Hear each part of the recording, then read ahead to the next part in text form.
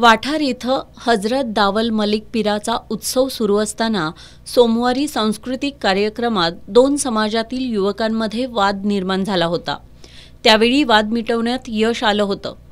मात्र मंगळवारी रात्री 10च्या दरम्यान ऋषिकेश दबडे, सोमनाथ महापुरे, शुभम भोरे, सौरभ कांबळे, महेश दबडे, ओंकार भोरे, अविनाश भोरे या 7 जणांना गावातील काही जणांनी बस स्थानक चौकात बोलावून घेऊन लोखंडी रॉड आणि काठ्यांनी प्रचंड मारहाण केली।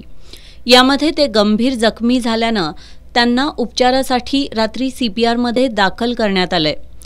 या मारहाण केल्याप्रकरणी तंटामुक्त अध्यक्ष संदीप पाटील, अजित शिंदे, प्रणव शिंदे, अक्षय पाटील, अभिजित शिंदे, अजित शिंदे यांच्यासह अन्य 3 अनोळखी व्यक्तींविरोधात पेठवडगाव पोलीस ठाण्यात गुन्हा दाखल करण्यात आलाय।